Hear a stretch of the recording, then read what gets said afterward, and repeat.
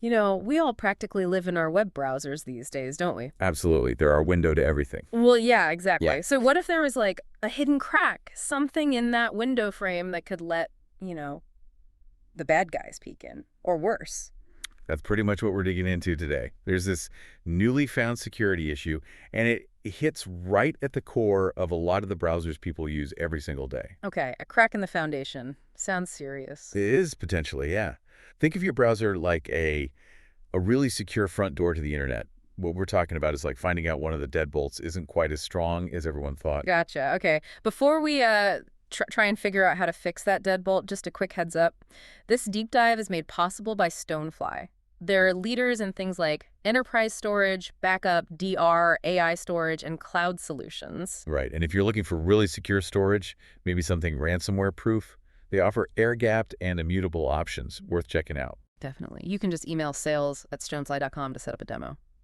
Okay, so this less than perfect deadbolt, what are we actually calling it? So the technical identifier is CVE 2025-4664.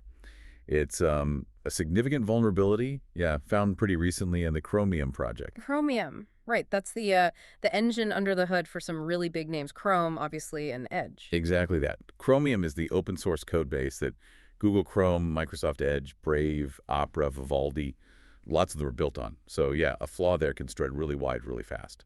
Okay, wow. So if the engine itself has a problem, what's the specific glitch, like technically speaking? Well, the core issue is described as insufficient policy enforcement. It's specifically in a part of Chromium called the loader component. The loader Okay, what does that bit do? Think of it like the browser's stage manager. It's responsible for loading all the different pieces of a web page. You know, the text, the images, scripts, ads, everything. Right, bringing all the elements onto the stage. So if the stage manager isn't enforcing the rules. Precisely. That's where the danger lies. This vulnerability gets categorized under CVE-2025-4664, which is improper access control. It basically means the security rules about what web content is allowed to do aren't being properly checked or enforced during that loading process. So like letting someone backstage without the right pass. That's a good analogy, yeah. Someone or something might get access it shouldn't have, and then, potentially cause problems once it's backstage. And in the browser world, what kind of problems can this backstage crasher cause? Well, putting it simply, if you land on a web page that has malicious intent, this flaw could potentially let that page make your browser perform actions it really shouldn't. Because those security rules aren't being applied tightly enough during loading, there's an opening for mischief. Okay, that definitely sounds worrying. Is this just a theoretical thing like, oh, this could happen, or is it more immediate? And this is the really critical part. Reports are confirming that exploits for CVE 2025-4664 are already out there in the wild. In the wild. Okay, yeah, that phrase always gets my attention. What does that mean, practically, for someone just browsing cat videos or checking their email? It means attackers haven't just found the weak spot. They've actually built the tools to break through it. They know how to exploit this vulnerability, and the signs point to them actively using these tools. It's not a maybe someday threat.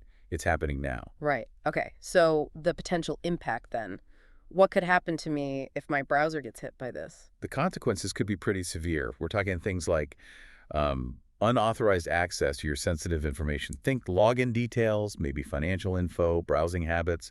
It could also allow attackers to run arbitrary code on your machine, basically taking some control. And, well, it's a major privacy risk. And given how many people use Chrome or Edge, the sheer scale of potential victims is huge. It really is. The popularity of Chromium makes this a very attractive target. So what's the response been? Are the browser makers on this? Yes, thankfully. Both Google and Microsoft were pretty quick to react. They've pushed out updates for Chrome and Edge that specifically patch this vulnerability. They've reinforced that policy enforcement in the loader component. Okay, good. So the fix exists. What do we need to do? What's the action item for everyone listening? The absolute number one thing, and I can't stress this enough, is to update your browser immediately, like right now if you can. For Chrome users on Windows, Mac, or Linux, you need to be on version 136.0.710.113 or newer. And for Edge, Brave, Opera, Vivaldi. Same advice. Keep an eye out for their latest updates, which should incorporate the same fix, and install them as soon as they pop up. Don't delay. It's always back to updates, isn't it? Basic cyber hygiene. It really is. Keeping your software updated, especially the browser, is just fundamental. It's often your best defense against this stuff. Okay, so we know it's about policy enforcement in the alerter, but I heard a researcher actually figured out the specific mechanism. Can we get into the weeds a bit on how the exploit actually works? Yeah, absolutely. A researcher named the Vsevolod Kokorin online handle at Slonzer dug into this and responsibly disclosed the specifics. And it involves a rather unique way Chrome handles a particular piece of web communication. Unique to Chrome, what is it?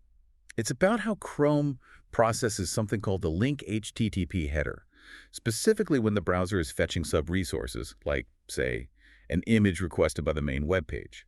Now, this link header can contain instructions, including something called a referral policy. Referrer policy, right, that controls how much info about the referring page gets sent along, doesn't it? Exactly. It tells the browser, when you go fetch that image from another site, here's how much info about me, the original page, you should include in the ref header. Kokorin found that an attacker could craft a malicious page that uses this link header to set the referrer policy to a specific value. Unsafe for all. Unsafe role sounds, well, unsafe. What does that setting do? It does what it says on the tin, unfortunately. By forcing the browser to adopt this policy via a specially crafted page, the attacker makes Chrome include the entire URL of the original page, including everything after the question mark, the query parameters in that refer header when it goes to fetch a resource, like an image, from a server the attacker controls. Whoa, okay. And the stuff after the question mark? Yeah? That's often where sensitive things live, right? Like session tokens, user IDs. Precisely. Yeah. That's the leakage point. Right. If the website you were originally visiting puts sensitive data in those URL query parameters, maybe session identifiers that keep you logged in, internal user IDs, sometimes even things like email addresses, then boom, that data gets silently sent over to the attacker server inside that refer header. So just by loading a compromised page without clicking anything specific, my session token could end up in the hands of an attacker just because my browser requested an image from their server. That's the core mechanism, yes. And you can see why, even though the vulnerability itself might have a medium technical score on paper, the real-world impact could be much, much higher if websites are putting critical stuff in their URLs. Which is generally considered bad practice anyway, but clearly still happens. It does. And Kokorin, as mentioned, disclosed this responsibly. He published a proof-of-concept demo around May 5th. And crucially, Google confirmed that, yes, they have seen this being actively exploited. So it's not just theoretical. Attackers are actually using this method. Correct. We don't have details on specific campaigns, maybe, but the exploitation is happening.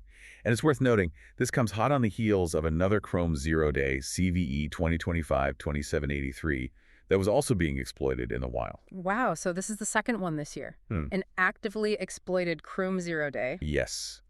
It highlights a concerning trend, really. Okay, thinking about companies, IT departments, what's the advice for them beyond just telling individual users to update? For admins managing fleets of machines, the absolute priority is verifying those updates are rolled out everywhere, pronto. They should also probably look at enterprise policies to restrict or block older, vulnerable browser versions from even running on the network. Makes sense. Are there other defensive measures businesses can take, maybe on the web server side? Definitely. It's a good time to review and tighten up content security policies, CSP, and also explicitly set strict referrer policy headers on your own web applications. These act as extra layers of defense. They might mitigate the impact of future browser bugs, too. And for the web developers building the sites? The big takeaway is please don't put sensitive tokens or credentials in URLs. Use secure HTTP headers, use POST request bodies, but keep that sensitive stuff out of the query string. This incident is a stark reminder why. It seems like the government cybersecurity agencies are taking this seriously, too. Oh, absolutely. CISA, the U.S. Cybersecurity and Infrastructure Security Agency, put out an alert. They've added CVE-2025-4664 to their official Known Exploited Vulnerabilities catalog, the KEV list. And being on the KEV list has real implications for federal agencies, doesn't it? It does. There's a binding directive, BOD 2201, that requires U.S. federal civilian agencies to patch vulnerabilities on that list by a specific deadline. For this one, it was set for early June.